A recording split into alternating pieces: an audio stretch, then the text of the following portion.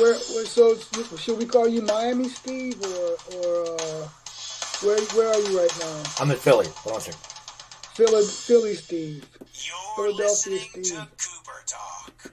Welcome to Cooper Talk. I'm your host, Steve Cooper, and remember, I'm only as hip as my guest. And we have a great show today. My guest, man, he is prolific. He puts out a lot of music. He has a great new YouTube documentary called Welcome to the Madhouse, the Costa Rica Sessions. And he's a post-millennium rocker, which I want to find out what that means because I love different titles. And my guest is Sananda Maitreya. How you doing, man? I'm fine, thank you. And I appreciate the way you just pronounced my last name. My natural inclination as American is to say Maitreya, okay? But in England, in Europe, the MAI is obviously emphasized as Maitreya. So I'm happy to hear someone else give it an alternate spelling or pronunciation. I appreciate that very much, Steve. Well, I cheated because I watched your interview with Tom Rhodes, who's been on my show, and I know Tom, and he got it right. And because I always do that, because when it's a hard name, you look like an idiot if you pronounce it wrong. If I go, "Hey, here's Sananda Maitreya," you're like, "Dude, I don't want to interview this guy because he's an idiot." Yeah. Well, first of all. I'm happy to hear that you spoke with Tom. Tom's a really good friend of ours, and we sometimes we joke that we're brothers from different mothers. And his mother, in fact, is very much a Southerner, a deep Southerner from Florida, and to some degree, some of the stereotype that you might imagine when you think of someone from the deep South and very religious, but I love her. I love her so much. She's such a wonderful and sweet woman. So no. Speaking of Tom, it just brought back those memories of the fact that we're both Florida boys originally, and we both have that peculiar sensibility that comes from having flourished and kind of endured that environment. So now I want to start off with explain post-millennium rocker, because you've recreated yourself. You do everything on your albums, which to me is amazing. Because as Tom is, I'm a former stand-up comic, and when I write a joke, you write a joke, but for you're writing everything. I mean, yours is a whole elaborate joke. You just go, okay, this is funny, but that's I respect your artistry. But tell me what a post-millennium rocker is. Well, essentially, I was credited, and if I'm allowed to kind of extrapolate on this in a manner in which I don't usually or normally avail myself to the cause of, I basically have been kind of credited in the past with having created two different genres of music. And no sooner did they call me initially create the term Nouveau Soul, that then they kind of jumped on me for jumping out of that, because I didn't create it. I just made the music that I was inspired to make, and I don't care much about labels. Then the next project I did, they said, well, I guess this is kind of like alternative soul. And I kind of got annoyed with the fact that, listen, soul is not a tribal thing. Soul is not based on how you look. George Jones has as much soul as Otis Redding. And soul is one of those things, like, the famous quote about that one of the Chief Justices of America made about porn, that he couldn't necessarily define it, but he knew it when he saw it. And that's the same with when someone has soul. You can't really define codify, what is that exactly? But when you hear it, you know it. And there are just so many people who have it. There's so many of my favorite artists who are my favorite artists because they have that thing that when they present their music, it just moves your spirit. It uplifts you. And anything that uplifts you and takes you from one state of consciousness to appreciate another state of consciousness, as far as I'm concerned, is classified as soul. Regardless of where it comes from, regardless of what the artist looks like, there's also the fact that I wasn't any more influenced by let's just be to the point. I wasn't any more influenced by black music than I was white music. And in fact, the the the first major musical influence of my life was the Beatles.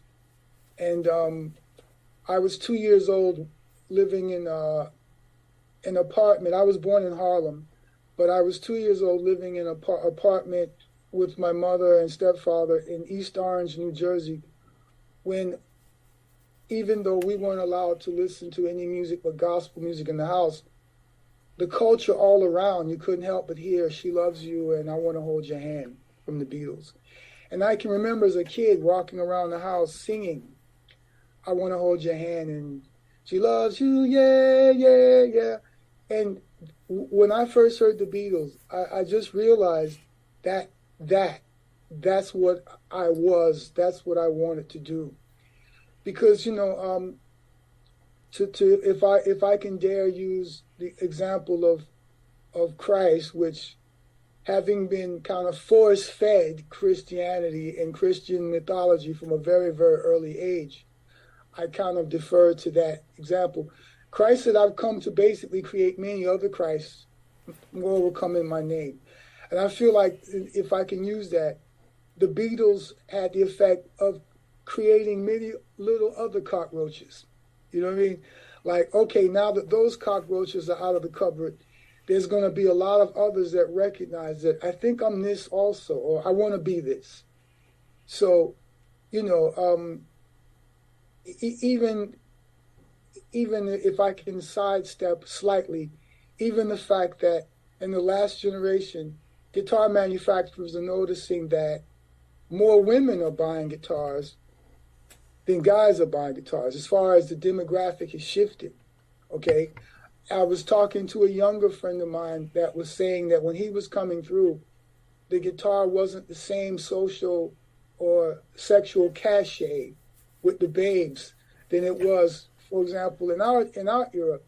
And I said that had a lot to do with the fact that at some point, guys were just showing up, and this is not disrespect, because I loved a lot of what became known as grunge music, but guys were just showing up in Nikes and flannel shirts and didn't give a shit. Whereas we came up, the Beatles looked like were wearing Cuban heeled boots. They were wearing cool clothes. They were playing cool guitars. You wanted to be that. Well, that happened in the world of comedy. I came from a generation where, and even Tom had a long hair, and we dressed. We went on stage dressed, man, and George Carlin. Yeah, but we would wear, and then as it transgressed, guys would just show up, and you're like, wait, people were paying to see a show, and you're getting on stage, like you said, with the guitarist, with the flannel, same thing. It was like it changed the landscape somewhat. I will answer your question, but further to what we're saying, somebody once asked the great maestro, once asked Miles Davis, what is the secret to great jazz? And in that inimitable voice, Miles Davis said, I won't imitate his voice, but what he said was the secret to great jazz is a red leather jacket. Okay? Which is the truth. People are paying money to come out, getting babysitters, what have you. Give them something. And in the way we look elevates the way we feel. If we feel like we look the business, it just raises the level of our focus on our game as well. All those things have an effect. The point being, post-millennium rock was something I realized that no matter what you do, they're going to try to find a label to pin on you so they can understand what to call it or how they should promote it. I thought the better that I should get there first and basically present something that says, look, the millennium has shifted, the millennium has changed, and I'm kind of tired first and foremost, a massive fan of music, okay?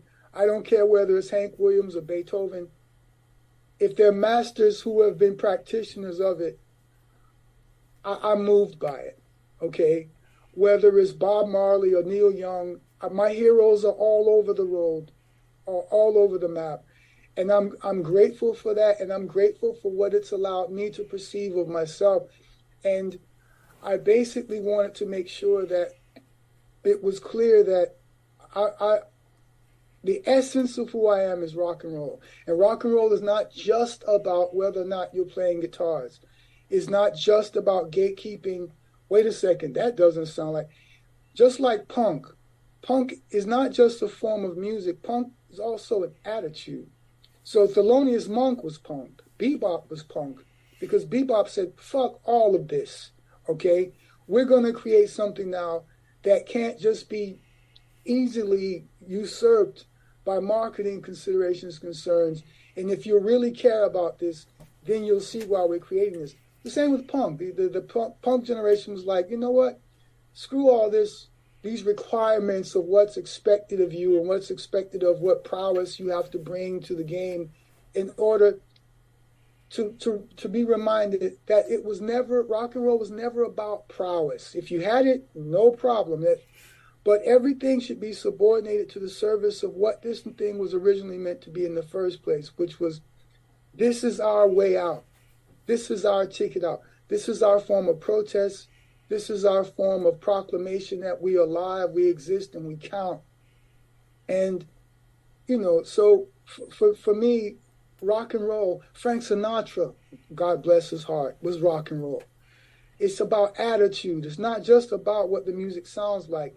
It's a spirit. Waylon Jennings, Willie Nelson is rock and roll. If these guys are also punk, because again, these terms, you know, or if someone says, well, that doesn't sound like country music. Country music is Hank Williams. I idolize Hank Williams. But the point is, you don't tell the music what it is. The music is a living, ongoing expression and experience. The music tells us. So it's not like it's easy, you know. He's rest his soul now. He's gone now. But the great critic Stanley Crouch used to bust Miles Davis' ass for decades that what he was doing wasn't jazz.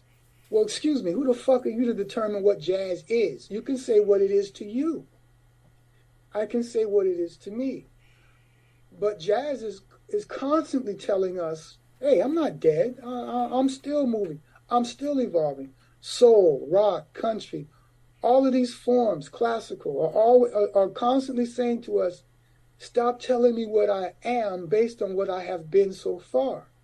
Because a living thing, living cultures and living bacteria continue to produce and mutate.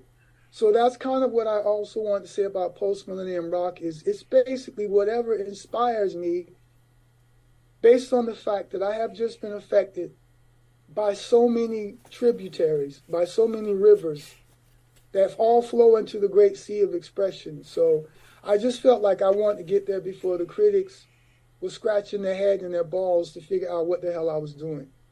Now, you said, you know, when you were young, when you were 2, the Beatles hit you, and this is what you wanted to do.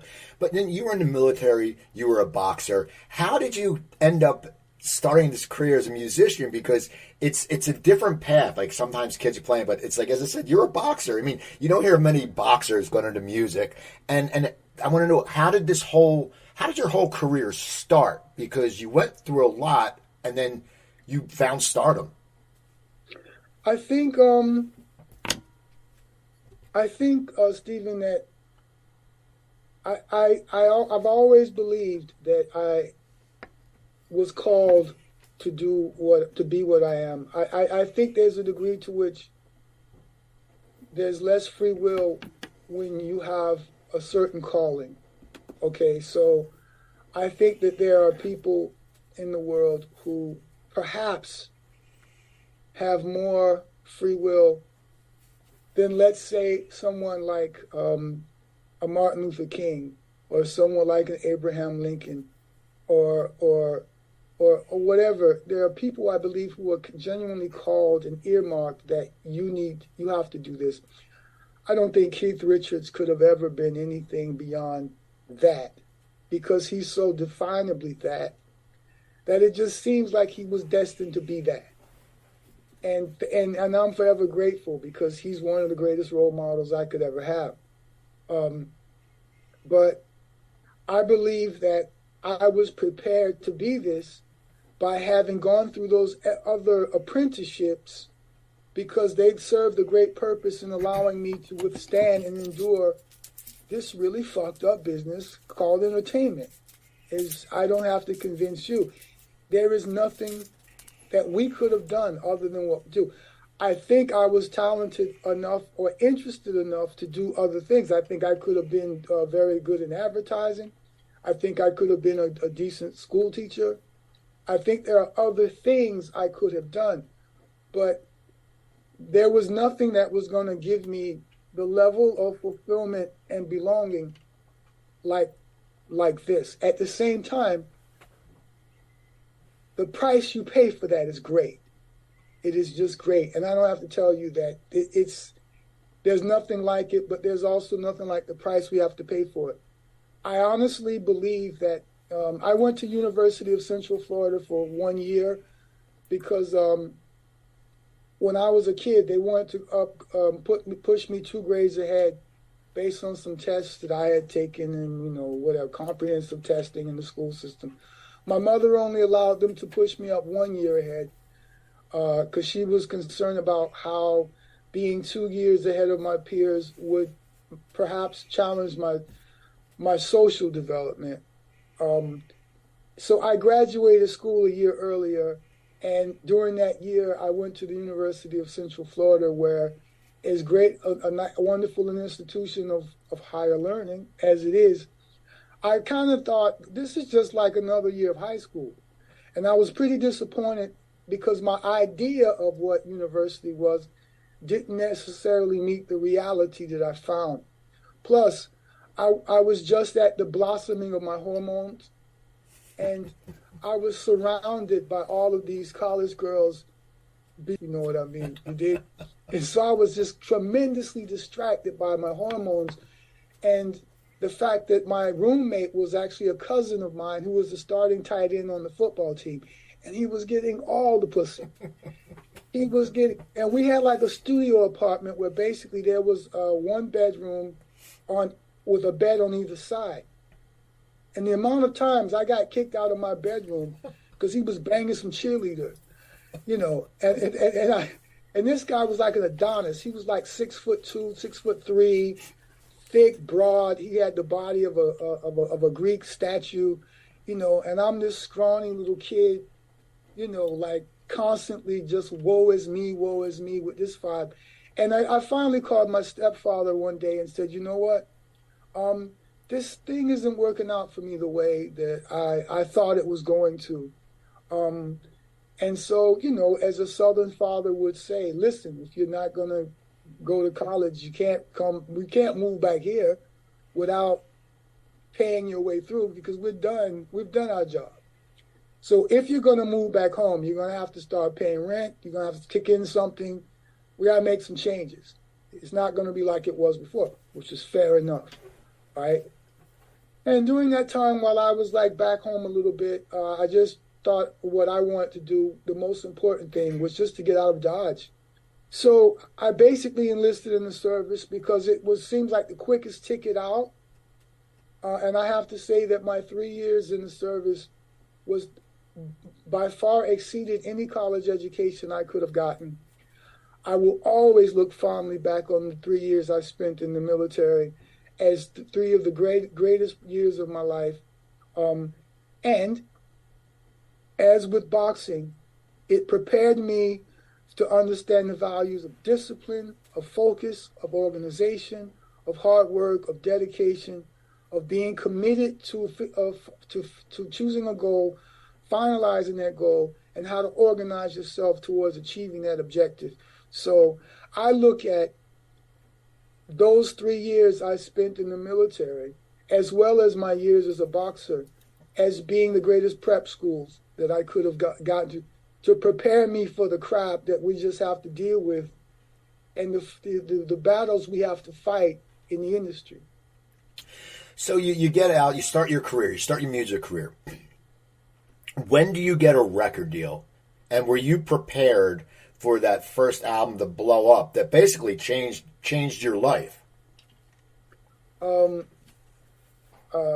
Yes. The truth is I was prepared for it because I had a vision. I've always had this thing where you you can't become the hero if you don't see yourself as the hero. So I came in with the attitude that I was that already, and you know, one of my most important heroes was Muhammad Ali. I had the great privilege of meeting him a few times, and although I can't say he was as big a fan of mine as I was of his, which I think is impossible, he was very, very supportive.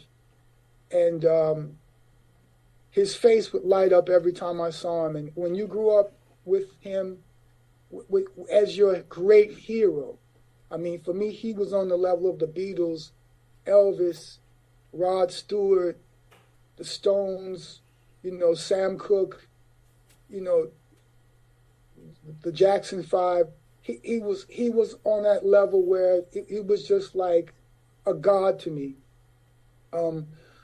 But I clearly took a page from his persona, his book, and presented myself as a champion.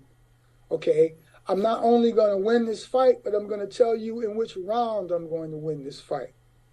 So I took a lot of that and I adopted that. And although later I paid the price for adapting that because it was misunderstood as a persona, it worked. But I genuinely had premonitions and visions of exactly what was going to happen.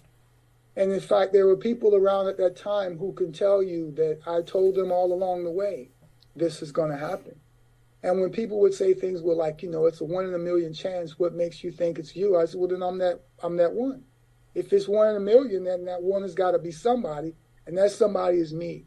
So I wish I could. They destroyed that persona. That persona got destroyed.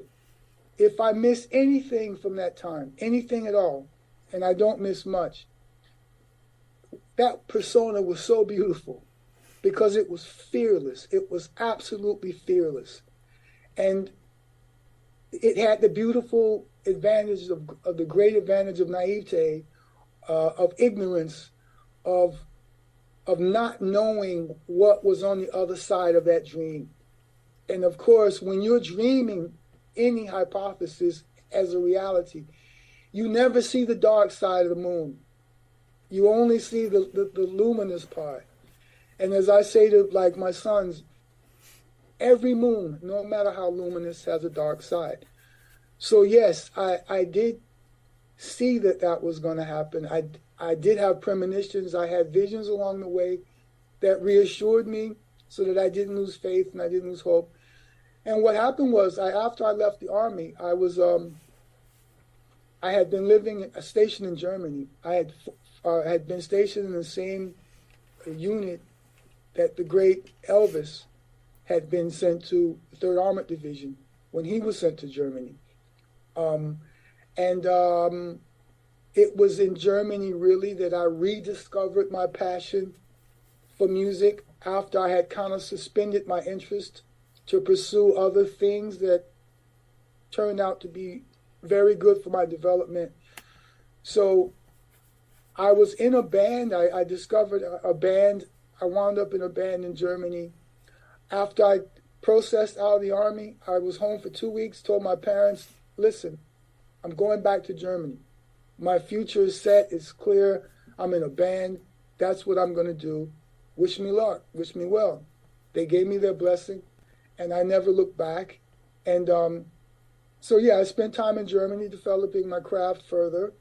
I wrote that entire album. 90% of that album was written in Germany when I was living in Frankfurt in my little one-room studio flat with my girlfriend. And that's how it began. That's how that dream began. I have to ask you, because we're around the same age. When that first album hits, because MTV was so big, okay, I know every woman I knew loved you. Everyone thought you were like the sexiest guy around. I mean, that was just, the generation and the, the 80s. And sure. What was it like for you? I mean, you were this, in the eyes of, your listeners, you were this Adonis, as you mentioned earlier. You were this what was it like? What was everyday life like for you? Because you must have been mobbed, and you were a guy who was always very smart, focused, disciplined. Then all of a sudden, people are adoring you. I mean, how does someone adjust to that? I mean, luckily for you, you were well traveled before that. You know, as you said, discipline from boxing, discipline from the army. But how did you? How do you, I mean, it must have been crazy, crazy times. Because I was a comic in the 80s and it was crazy. And we were just playing little shit clubs. You were on the world stage. It was kind of the only thing odd about, again, I had psychologically prepared myself for it. What the thing, Steve, is that everybody talks about how fame changes you. And there were 2 points that always stood out. You would get asked all the time, has success changed you at all? Yeah, duh. Why would you, and everybody's cliche was, no, success hasn't changed me. No, of course success has changed me. But that's why I wanted it. Hello? I mean, if I had been satisfied with what my life was before, nobody in their right mind seeks this kind of crazy-ass life. And that's another subject for another day. Usually we have serious issues that we think only the acceptance of millions of people is somehow going to allow us to gloss over. It takes a while to see. In some cases, it only further exacerbates those issues. But seeking the approval of that many people isn't necessarily normal, and it does portend something kind of in you. You're looking for some kind of absolution or some kind of resolution or some kind of validation that your life didn't otherwise present. I've said this many times. Often the difference between me and 100 other guys who could have been me was they weren't motivated by the same chip on the shoulder. They didn't have the same rage. They didn't have the same impetus, because anger, rage is great fuel. And if you can harness it, if you can harness those horses, it can take you very, very far. Otherwise, we're destroyed by them. But the second point to make is that what's fascinating is that since I always anticipated that I would be famous, what you notice is not so much how it changes you, it's how it changes everyone around you. Now, while you're climbing a mountain, you're also gaining the stamina to by the time you get there, endure a lot of the stuff that you're going to have to encounter. Whereas the people who attach themselves to you, they haven't put that work in. They haven't worked on themselves. They haven't made adjustments on the go to be able to withstand the force of pressure that accosts people dealing with that level of attention. So it's how they freak out. It's how it freaks out the people around you, that often you have to adjust to the people around you, that makes it seem like you've changed more than you actually have. But just on a personal level, I was always until I actually met my wife, I was always attracted to older women, because my relationship with my mother, because she was such a religious person and grew up in religion, she wasn't a very worldly person.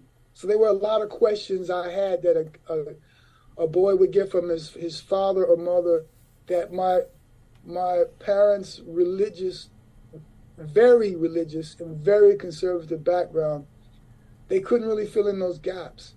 So what I found expedient was dating older women allowed me not only to get the affection that we men are looking for anyway, but to get a fast track on an education that I didn't get, because I didn't grow up with older sisters. I didn't grow up with a worldly mother to whom I could discuss anything. So when I had like 15-year-old girls fainting and crying and all of this, that was actually weird, because I was never attracted to younger women anyway. And even women my age, I didn't have as much interest in as I did in older women. So that was kind of the only thing that really freaked me out, was dealing with like 13, 15-year-old girls who were like just literally peeing themselves and didn't know how to respond. And I didn't know how to respond. So it was just very kind of uncomfortable, but everything else just felt like I had been there before anyway. I felt like an old soul, and hey, don't worry, you've seen this before. Just keep going through the motions and everything will be fine. But what doesn't prepare you when you're climbing Mount Everest, what you're not prepared for is how much garbage is on the top of Mount Everest. You, in your mind, in your dream, it's this pristine, beautiful mountaintop. It's Mount Olympus, and it's just full of like lilies and grassy fields. Okay? Then you get to the top and you realize how mean and bitter and vindictive and just treacherous it is. For better or for worse, I'm a pure soul, and I had to learn to toughen up on the job, if you will, and that was the toughest part, was just dealing with how mean spirited that experience was, and that to the point where I realized as long as I had the freedom to make my music and present my music to people, there was a lot of stuff I saw that I didn't necessarily care for. Now, after the first album, you know, you have a hit album, and how did your creative process change after that album? Because I could tell you wanted to go in different directions. After you have this hit album, but then creatively, you know, we all want to grow, and you've, as you see through your prolific. I mean, you've had a triple album. You have this new, the Costa Rica sessions. I mean, you've grown as a artist so much. You've always constantly been creating. But in that early infancy of your career, of the success, you decide to change paths somewhat. How do you create creatively when you know something worked once? How do you sit there and you want to duplicate that? Or what direction do you go in? Because, as I said earlier, writing music to me fascinates me, because you can hear a song and you can hear a beat out of the background and you go, holy shit, where did that come from? And I'm just fascinated by it. But how did you keep focus on your creativity? I think the first thing, there were certain factors, but at the heart of it is I'm a songwriter. And my love of music, irregardless of what genre it's labeled as or coming from, I just love great songs. But I can also be inspired by sound. Sometimes I've loved records that were just not even great songs, but I was just in love with the idea. There's so many different things to be attracted to and to be attracted by. It could be just the sound of a record. But at the root of it, I'm a song guy, and I just follow the songs. I listen to the songs. When the songs come, I'm capable of doing it, but I very rarely sit down with a piano or a guitar and say, okay, now it's 7 a.m. I'm going to sit down and I'm going to write a song. I'm constantly listening to ideas. I'm constantly getting things through the psychic waves, because human beings are antennas. We're electromagnetic antennas. The same way thoughts will just drift into your mind, like, where did that thought come from? It's the same way I get musical ideas. And usually when I get a song idea the way you would hear in passing a car go by, and you hear a piece of music in passing. You hear enough of it to know, oh, this is the bass, this is the guitar. You know whether it's keyboard or guitar dominated. Usually the gist of the lyrics and the title will come. I tend to get all of that in a piece. And if I'm motivated by it, if I'm excited about it, then I will finish it. Then I will sit down and go, okay, yeah, there's a lot of stuff I get there, if I'm more interested in what I'm watching at the moment, if it isn't interesting enough to make me turn off the basketball game, then I just let it go. Because like I said, we're an antenna, and ideas come and go all the time. So I tend to focus on the ones that motivate me to focus on them. Um, there was also other advantages. I saw how Michael struggled to follow up Thriller, which was tough enough to follow up Off the Wall. And I just saw really early this constantly trying to tell. Sometimes you got to know when you've gotten to the top of a mountain, and instead of trying to go higher up a mountain, it's just better to just go find another mountain. Okay, and I was never I learned from the people in front of me who struggled to keep outdoing themselves as though if it were an athletic competition, and I've just kind of never seen it like that. I mean, had I been Michael, I would have never I would have not tried to follow Thriller with Bad, even if Bad was a tremendous album by any stretch of the imagination. But in the wake of Thriller, that would have given me the idea to just put a different, wafer in the mouth, to take the taste of that last thing away, to shift it, and then perhaps come back to something along those lines. But that's just kind of, I think like that, let's do an acoustic record now. But it's not about someone else's process. I really only intellectualize it as I'm trying to look at it in retrospect myself. I always stay in the moment and just follow where the passion is, where the flow is, where are the songs coming from. And I can remember when I was coming up with Neither Fish Nor Flesh, I parallel to that, I was getting songs that could have easily have been the follow-up to Hardline. And a lot of those songs I did later record on other projects. But the songs that were coming, that announced themselves as Neither Fish Nor Flesh, those were the songs that excited me. That what I was hearing was what was exciting me. And we have to understand, Steve, that everything I heard on every record that I've ever made, especially when I was with Sony, was the exact same shit I heard when I made the first record until they broke it. I've always heard the same stuff. Okay? Now, the template that I said at that particular time, now artists are now expected to do that.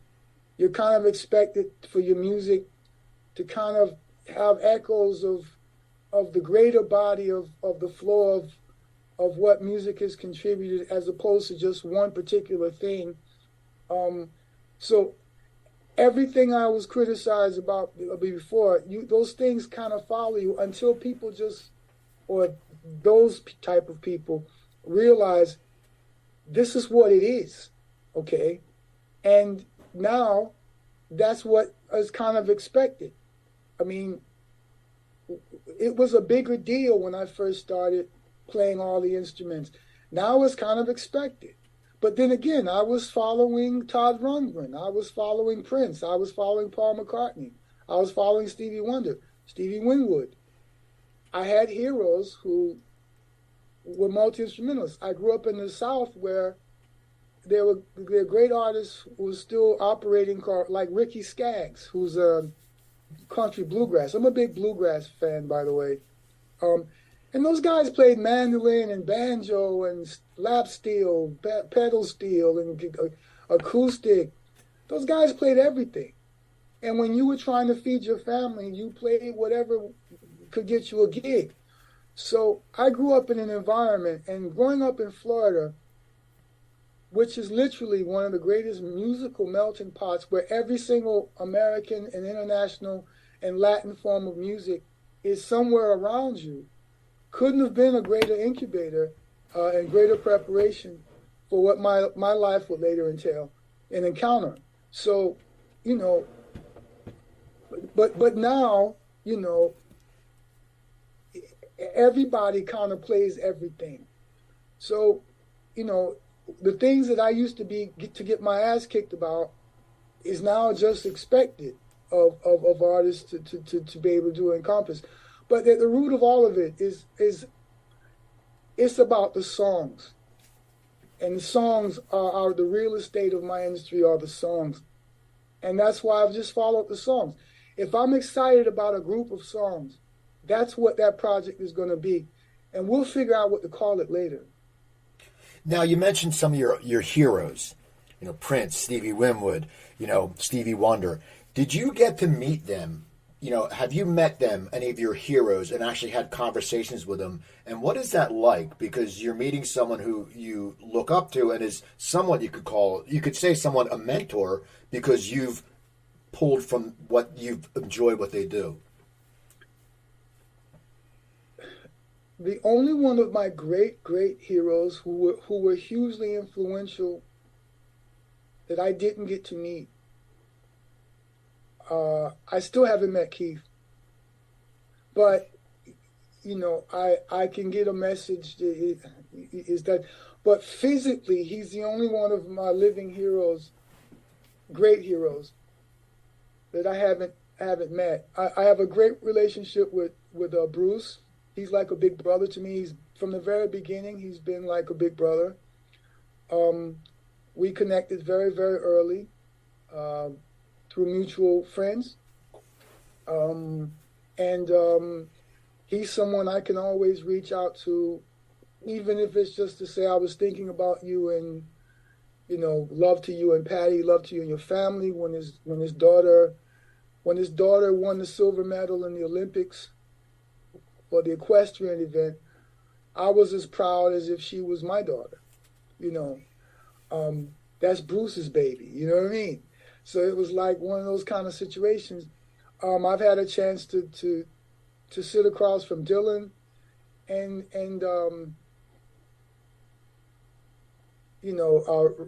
me and Rod Stewart. I can reach out to Rod anytime. He was a huge influence, and I just love him to death. I've connected with all of them, but some of them are heroes. Some of them availed themselves. Me and Prince were very, very close. We had a very telepathic relationship even. I could always tell when he needed me to call him, and he always seemed to know when I needed him to reach out to me. God rest his soul. I had a chance to let Tom Petty know how much he meant to me. Tom, I can remember being just graduating from high school. I was driving my 1971 Ford Mustang Fastback with the blue racing stripe that my stepfather had gotten for me. Paid $1,800 for it. It was my high school graduation present.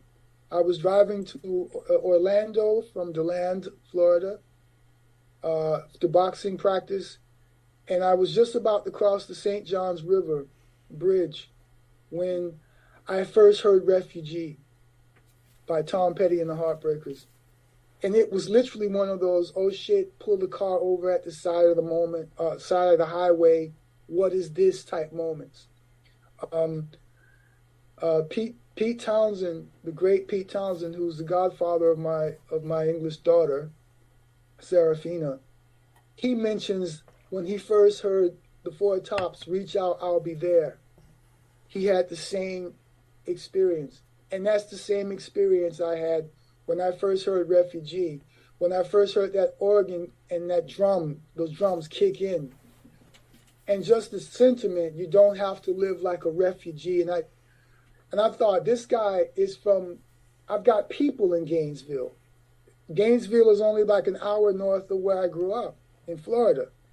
So to have a local hero who was that great, who had both the Southern rock, badass, hippie stoner influences, and he really was that. He really was the quintessential Southern gentleman, hippie stoner, with those great British rock influences, even how much he loved guitars, and his guitar collection. It was everything about Tom that I just loved. I mean, I'm just using him to say that I had a chance to break bread with all of the ones who really moved me.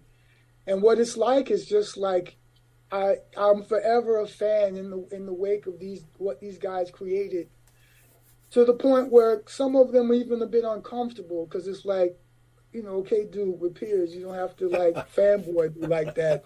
But I'm just one of those guys. If you move my life like that, I've got to let you know how grateful I am that you moved my life. One of my my fondest memories was Brian Wilson came to a party that was thrown for me. And I look at Brian at one point and I say to him, this is some classic Hollywood shit. Hey, Brian, let's leave here and let's go to another club, right? So Brian is like this really shy, unassuming guy. One of like the Schubert of American fucking music, okay? And he says, okay. So I'm in the back of this Ford Thunderbird we rented. I was still living in England at the time. And I'm in the back with my driver, a bodyguard in the front seat. There's me sitting here, Brian in the middle, and his guy on the other side in the back seat. And I've got my arm around the back like this, like king of the world, and it's a full moon. And at some point, we're driving down Sunset Boulevard. And I turn to Brian and I say quietly, I just want you to know how very much I love you. And he kind of like sheepishly kind of looks down, and I kind of had to make sure he understood this wasn't some gay shit, okay? No offense to my gay fans. But just in case he was uncomfortable and didn't know where the vibe was coming from. But he just kind of said, well, thank you. I appreciate it. You know what I mean? And those moments stand out for me because they just can't otherwise know what the way their music has altered the genetic structure of your life and your existence. And without them, you just be a guy delivering the mail with some dog chasing you. Now, your new project, Welcome to the Madhouse, you play all your instruments, but on this you have people playing with you. Is it hard for you to pick musicians because you know how that part is supposed to play? Not necessarily when you know that you're picking from among the best, especially when I lived in London and Los Angeles. You're living in capitals of music where the great musicians come. It was like being in Vienna at the time of Mozart and Beethoven and Haydn. So you know that you've got people capable of doing it. Sometimes the only difficulty is finding someone who's stubborn and resents that you know exactly what you're looking for.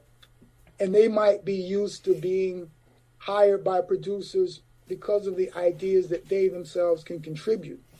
Sometimes that's the only thing you run into is potentially is to have to remind guys that it's your music, you know exactly what you want, so just with all due respect, shut up and play the fucking tune, or play it like this. That's sometimes the only potential issue. With the Sugar Plum Pharaohs, which is the name of the group that I work with live here, they were already a group of musicians who had known each other for many years and worked together. They live about 45 minutes north of Milano, close to the Swiss border, in a beautiful little town called Varese, which is a beautiful town full of lakes. It's just one of those idyllic towns that you would kind of retire to one day if you had the opportunity to do so. And they had already worked for years together. They're all music teachers themselves. So these people are more than capable of both taking by ear and literally writing your shit down. So by the time we come together and I give them time to prepare which songs we're going to be working on, it's really just a matter of fine-tuning and making adjustments or changing the arrangements on the fly based on the fact that, well, that's the record. This is what I kind of want to hear for live presentation. But no, it's not difficult at all when you generally are going to attract people who are more than capable of interpreting your ideas. For about 8 years, I worked with a group called the Nudge Nudge that were the time I spent in a trio. For many years, I wanted to be in a rock trio. So I finally got the chance to put myself in that format because, when it's just 3 musicians, even when there's 4 musicians, one of the musicians can coast or hide a little bit.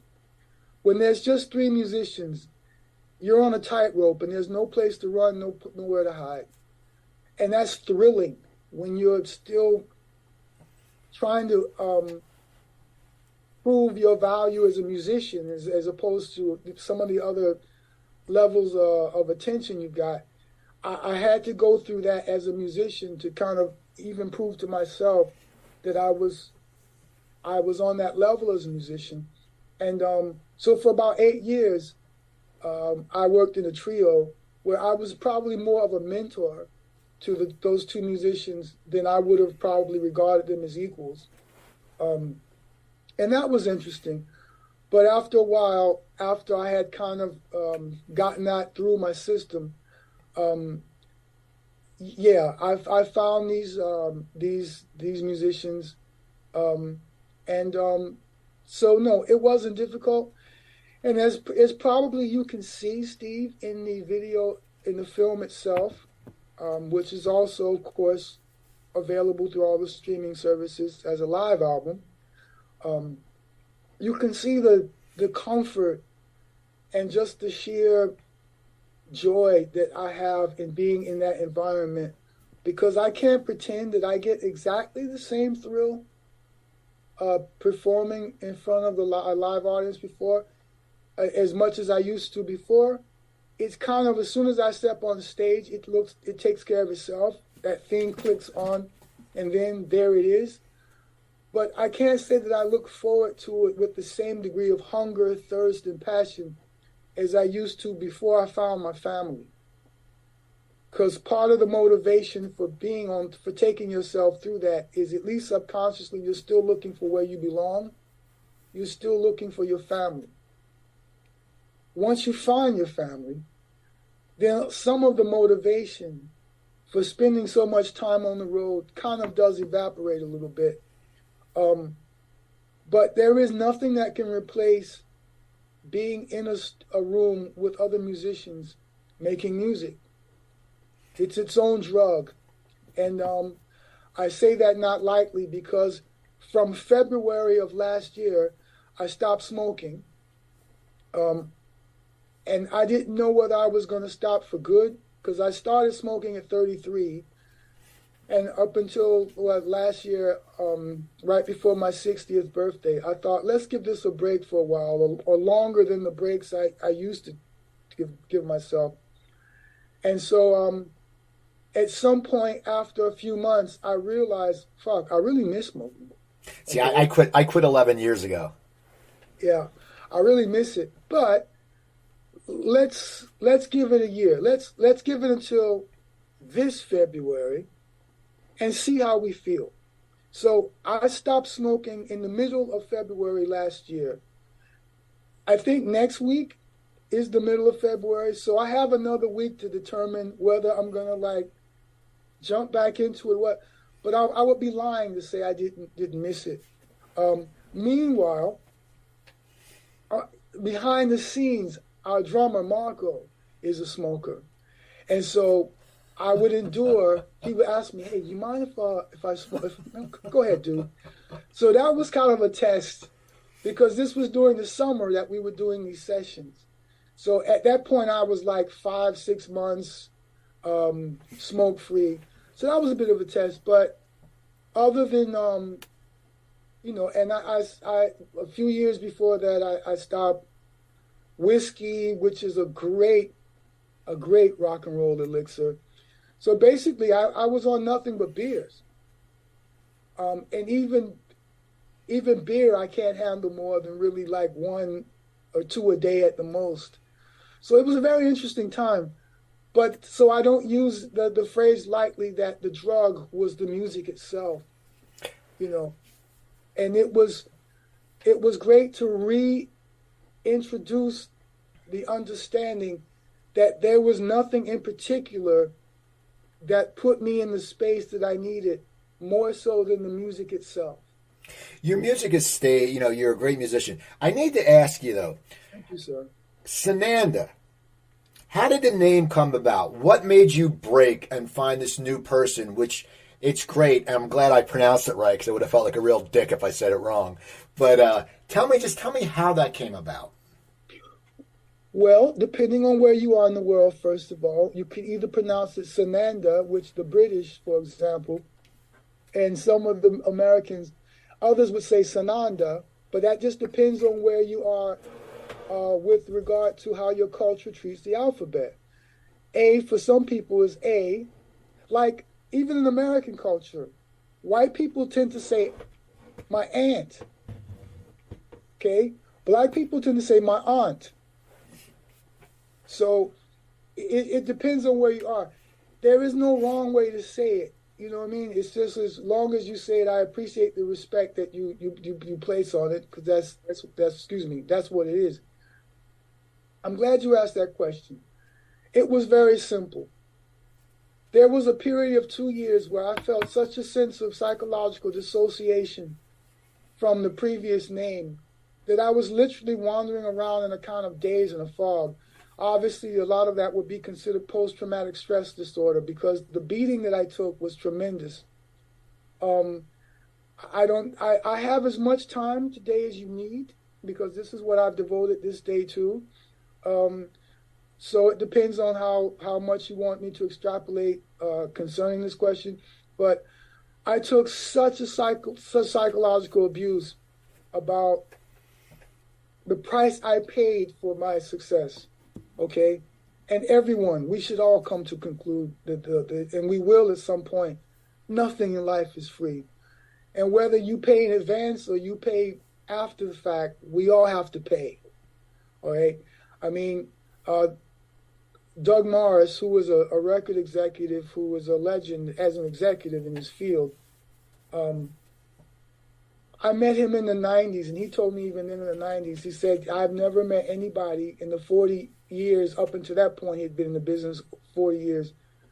He said, in 40 years, I've never seen anybody come through the way you did. He said, not even Elvis came through the way you did. Of course, to bring a bit of a conclusion to something that you had asked actually much earlier, you asked how did I handle that success, or how did it feel like? Germane to what Doug Morris has said, that he'd never seen it, you're in the midst of it. You're in the middle of that hurricane. You don't see it the same way others are experiencing it because you're right there at the point of contact with everything, and you're just focused on the moment you're living in. It's very difficult to live it and also be beside yourself observing it at the same time and having some historical reference that, even having studied so much of pop music up until that point, the time you're living in, the force of pressure around you won't allow you really much time to meditate on anything except surviving that experience that you're having and moving forward. Because it's such a maelstrom of energy that you're in the midst of, that it's just pure survival instinct, while just trying to remember who you are, remember where your vision is, and just keeping your vision focused forward. Okay, the price I paid for that, the beatings, the backlash, the political aspect that I could have never have envisioned. And when I say political, to be perceived as a political threat, Steve, you don't have to be singing about politics at all. You could be singing about gin and juice. But I remember there was an executive who ran the English company. It was CBS. I signed to CBS Columbia, who were bought out and became Sony pretty much between my first and second records, which also had a large bearing on why my second record didn't have the same atmospheric energetics supporting it, simply because if for no other reason, there was a tremendous distraction as the company was being transitioned from CBS or from Columbia to Sony. Almost everyone that you knew that were a part of your team had either been promoted by the success of your project, because as you know the saying goes, success has many fathers, but failure is an orphan. So everyone was rewarded with job promotion, bigger offers from other companies. Basically, the set of bitches you were looking at before are some completely different bitches than the one behind your next project, not to mention the whole complete ethos of the company changed. CBS Columbia, if you had attained a certain level of their regard and respect, was definitely a much more artist-friendly company than Sony, who came in with a completely different business model. That, no, we don't listen to the artists. The artists listen to the business model. The artists listen to us. And selling music is no different from selling spare tires, parts, TVs. It's all the same. Selling is selling, which allowed them to move over a guy who had run the stereo division and put him in charge of the music division, because their brainwave was focused on the idea that what's the difference? We sell things. And the whole reason that, and this is a long-winded explanation, but maybe one that might enlighten you and your listeners as to what went behind this great transformation. Why Sony had lost out on big wars that happened within their sphere of influence industry-wise. There was the Beta Wars, where I think Betamax lost out to I can't remember whether it was right before DAT. And then it was Beta that they lost out to Philips on, I can't remember exactly what it was, but it was something where the industry standard was a battle between Sony and Philips as to who would establish the industry standard for a piece of equipment. Okay, they lost to Philips. The second was Beta versus DAT or something like that. Once again, they lost out to Philips because the industry went with DAT, which is digital audio transfer, so whatever DAT stood for. Okay, the third war, no, it was DAT Beta. The second war was between CD and something else. Once again, Philips won that battle. Okay, by the third time, Sony realized that the reason we lost out to Philips is because, for as much as any other reason, Philips had the software, i.e. the catalog, to combine with their hardware, which gave them an advantage in the industry.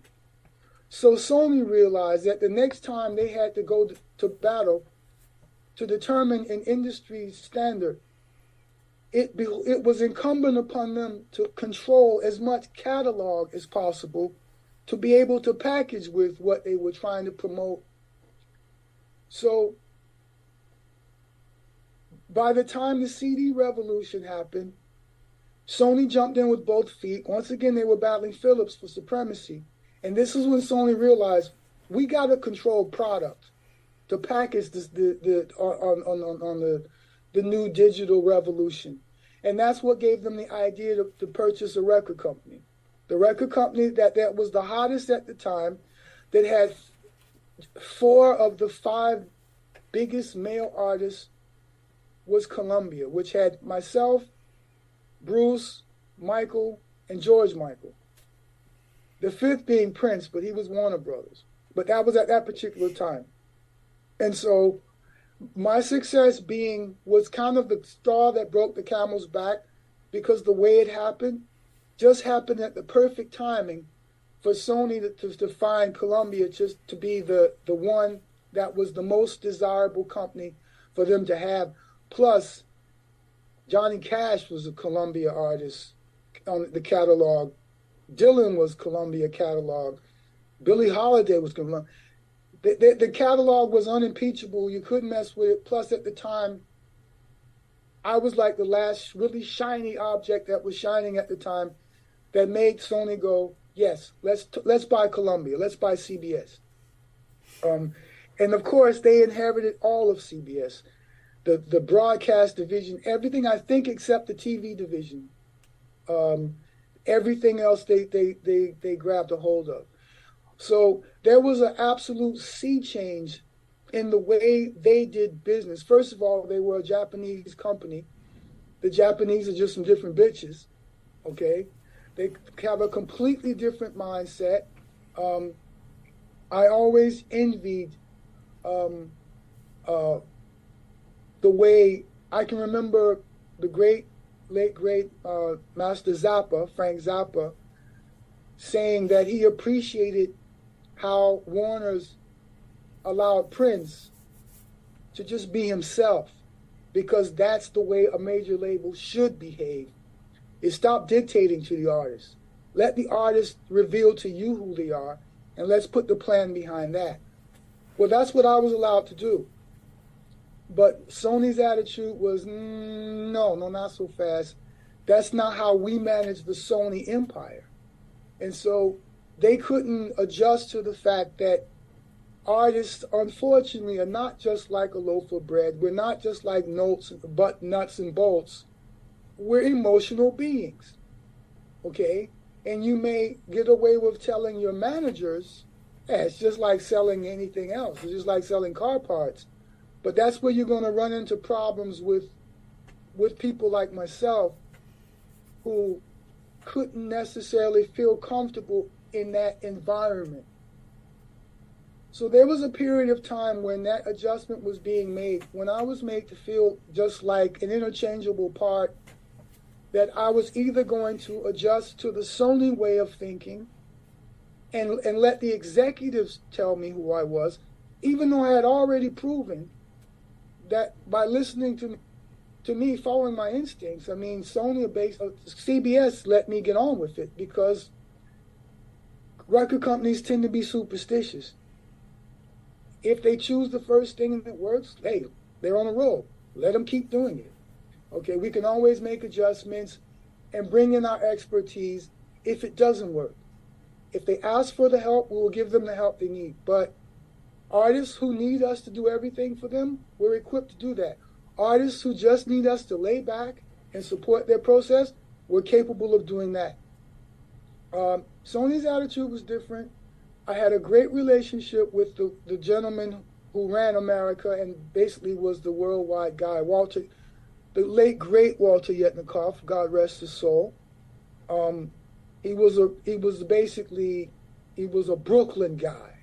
He was a Russian Jew. There's some different bitches, okay? And if they're on your side, they're on your side. If they get it, they get you. And my relationship with him and many artists who revered him because he was this big, gregarious bear hug of a guy. He was blustery. He was a Brooklyn guy, okay? But if he was on your side, you just felt like you could battle the world. All right? Now, when he went to rehab, because one of the reasons artists loved him was because he partied with his artists. Right. He hung out with them, okay? He hung out with us. He embraced us. He was full of stories. He was full of anecdotes. He was a Yiddish guy, and you know what they're like, and we just had this great vibe. We had this great vibe, and without giving up too much, he would always tell me, "Oh, Michael, that kid is breaking my balls. He's fucking breaking my balls. He just called and asked for this. He just called and asked for that." So it was great being around him because he would never reveal anything too intimate about his artist. But those kind of things, he would tell you about great stories Dylan would tell him, or we just loved him. Basically, while he was in rehab, his second in command, Tommy Mottola, and this is where in the movie you hear like, boo, boo, you hear like crowd noise, and Bronx cheers. When Tommy Mottola basically went to the Japanese and said, hey, your guy's in rehab because he's too busy doing coke. He's too busy hanging out and partying with the artists. He's not paying attention. He's taking his eye off the ball. Okay? Basically, Tommy wanted his job. And the Japanese are kind of pretty, as you know, they're pretty conservative, particularly when it comes to image. And in any event, one of the things that Walter would always complain about is that he was always fighting with Lawrence Tish. Lawrence Tish was the guy who owned all of CBS, up to that point, who was another New York guy. And he was always complaining about how Tish was busting his balls. And, and Tish is a giant. He was a legend because he built CBS from pretty much nothing and made it into the behemoth that it became. But he was that kind of guy, Walter. He loved fighting above his weight. He loved a good fight. But he was blindsided by Mottola, who he elevated. So it was a kind of like snarky little weaselly kind of thing that Mottola did. And there was a lot of us who never really, really respected him or gave him the same respect we have for Walter because A, he wasn't Walter. And B, it was kind of bullshit the way he blindsided Walter to take over his position. But he was definitely much more in alignment and pledged himself to be in alignment with the Japanese disposition as to how they wanted Sony run. And it wasn't an artist-friendly company anymore. It was, hey, you do what we fucking tell you. And I'm not that guy, okay? And at one point, they made it clear to me, it doesn't matter what you want anyway, because even though you created this name, we own this name. This is ours. And if you want to continue to trade under it, it's under our terms. And if you know me, my people are natives. My people are aborigines. And we were among those native tribes that we would rather die. We would rather starve ourselves to death than let you come onto our territory, our land, make us slaves, and then have us work our land for you. We weren't those bitches, okay? And I proudly claim West Indian blood. I proudly claim Spanish as well as Scots-Irish blood. But the root of who I am is Native American, who accepted those tribes into our tribe. Because everybody wanted to be with us, because we had it going on. So the slaves escaped and joined us, and we would let them in. A lot of the European women, when they found out that we were matriarchal cultures who respected the women and gave them power, they ran away to join us. I look like I do because we were if you were willing to adhere to our way of life, we would accept you. And it's just not my nature to be told who I am. Okay, especially after I'd already proven, follow my instincts. My instincts are good instincts. For 2 years, Steve, I was just dispossessed of myself and my spirit, and I was close to suicidal, which is kind of dangerous because, again, speaking of my native tribes, we don't believe in death. Death is a Western concept. We believe that all there is life, and life just takes different forms. And so, death is just a guy gets out of a car that he's driven for a long period of time, and he just abandons the car. But the driver doesn't go anywhere. The car is what is gotten rid of, or the car is what is let go of. That's how we view death.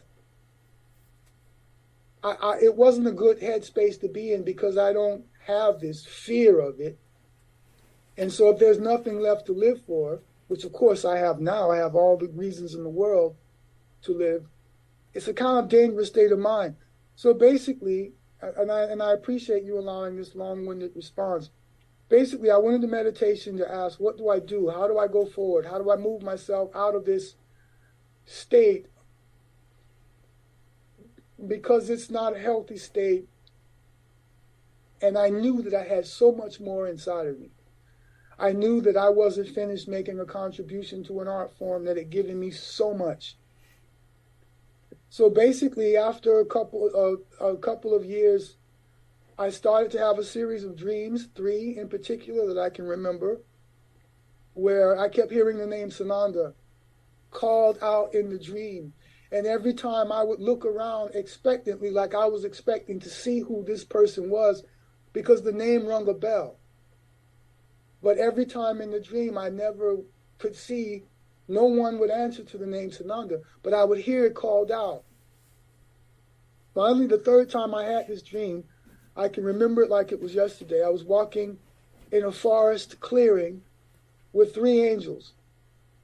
And the angels looked stereotypically or archetypally like the West, we symbolize angels with the white robes, the white wings, the long blonde hair and shit, all of that.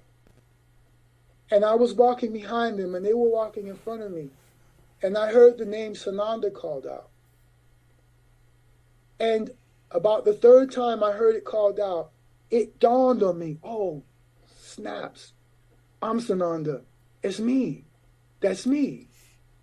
And in the dream, the angels all turned around, whose face I didn't see up until that point, and they started applauding. Oh, okay, finally he gets it. Mamma mia. It took him forever, but he gets it now. And that's how I found that name. I remember calling up my friends New Year's Eve that year, which was 1995, and informing them from that point forward I would be known as Sananda, and I would appreciate very much if they would honor that, because that's the identity I was now ready to assume. It was probably a few months later, maybe even as much as a year later, I realized that I would probably need a last name. And I had been reading some books by J. Krishnamurti, who, by the way, the character of Yoda in Star Wars is based on. George Lucas was a fan of Krishnamurti. And so, just for a frame of reference, Krishnamurti's thing was that he had been touted to be the world messiah, the world teacher, from an age of having been discovered as a small boy on a beach in India. There were some theosophists who discovered him and discovered, oh my God, this is the one we've been waiting for. So for about 14, 15, 16 years, he had been adopted by them and prepared to be the world teacher. Finally, at the Congress, where all these many thousands and thousands of people gathered to hear him accept the mantle of the world teacher, he gets up and makes a famous speech that there may be a world teacher, but it's not him. The great Bob Dylan song, "It Ain't Me, Babe. It ain't me you're looking for." And he just denounced it. No, everyone was shocked. He basically said that the truth is a pathless land, that there is no person who has your truth but you, and that you're wasting and a lot of time and deferring a lot of energy looking for leaders and messiahs to have your answers, that you are the only person who has your answers, and you have to trust this, and this is the greatest value in the journey. I was like, yeah, this is my guy. I want to listen to his inspiration because that's the way I felt. I wasn't looking for any more father figures. I wasn't looking for any mentors. I was just looking to get on with it and find that the inner courage to understand that my own permission to be that was all I needed. And he kept quoting this man named Maitreya or Maitreya, who would come to him in visions. And he considered it to be his guardian angel. So, because of Krishnamurti, and the value he placed on the inspiration and guidance he got from this being, Maitreya, when I realized I needed a last name, I was inspired because of Krishnamurti to say, okay, I'm going to take that name because I want some powerful shit. You know, it's the tradition of the culture that if you're going to name someone after St. Peter, if you're going to name someone Jesus, if you're going to name someone Christopher, you're obviously naming them that. If you're naming them Muhammad, you're naming them that because you expect that the spirit of those great beings are perhaps going to bless and guide your child. And so that was kind of what my idea was just in case, you know, just looking for some firepower behind the situation. That's how I came up, is as long as that story took, and I appreciate you giving me the space to tell it. That's how I came up with that. And I was given to know in meditations that in so doing, by taking this identity, not only will you raise this identity to a level of regard, but even the old identity, which they're haggling over and fighting over, will be also raised to a new level of regard and respect. And over time, I saw that happen. And I don't have any regrets. I really don't. And I did what I had to do. And as I said, it was initiated by the idea that they made it very, very patently clear that it didn't belong to me. It wasn't my property anymore.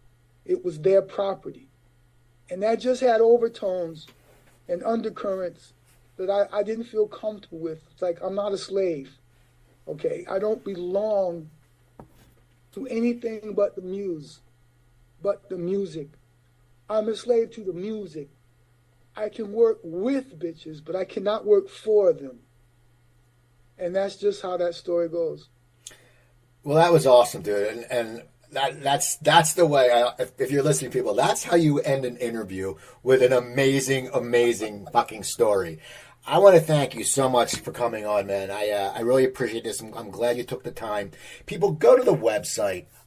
Just go. It's Sananda Maitreya. Just go. It has all the info on him.